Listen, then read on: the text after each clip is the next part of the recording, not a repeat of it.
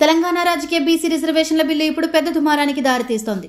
మంత్రి సీతక్క సంచలన వ్యాఖ్యలు చేస్తూ బీఆర్ఎస్ పార్టీ మొదటి నుంచి బీసీ రిజర్వేషన్లకు వ్యతిరేకంగా ఉందని తీవ్ర విమర్శలు చేశారు. నిన్న ఉదయం అసెంబ్లీలో బిల్లుకు మద్దతు తెలిపిన బీఆర్ఎస్ నేతలు సాయంత్రానికి మాట మారుస్తున్నారంటూ ఆమె మండిపడ్డారు. ఇది ప్రజలను మభ్యపెట్టి డబుల్ స్టాండ్ రాజకీయాలకు ఉదాహరణ అంటూ వ్యాఖ్యానించారు. 10 సంవత్సరాల పాటు అధికారంలో ఉన్నప్పటికీ బీఆర్ఎస్ మైనారిటీలు ఎస్టీల రిజర్వేషన్లు పెంచడంలో పూర్తిగా విఫలమైందని సీతక్క ఆరోపించారు.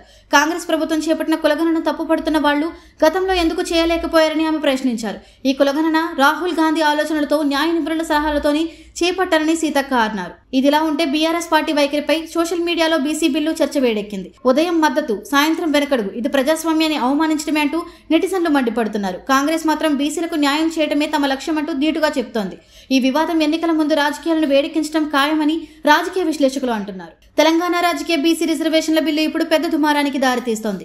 మంత్రి సీతక్క సంచలన వ్యాఖ్యలు చేస్తూ బీఆర్ఎస్ పార్టీ మొదటి నుంచి బీసీ రిజర్వేషన్లకు వ్యతిరేకంగా ఉందని తీవ్ర విమర్శలు చేశారు. నిన్న ఉదయం అసెంబ్లీలో బిల్లుకు మద్దతు తెలిపిన బీఆర్ఎస్ నేతలు సాయంత్రానికి మాట మారుస్తున్నారంటూ ఆమె మండిపడ్డారు. ఇది ప్రజలను మభ్యపెట్టి డబుల్ స్టాండ్ రాజకీయాలకు ఉదాహరణ అంటూ వ్యాఖ్యానించారు.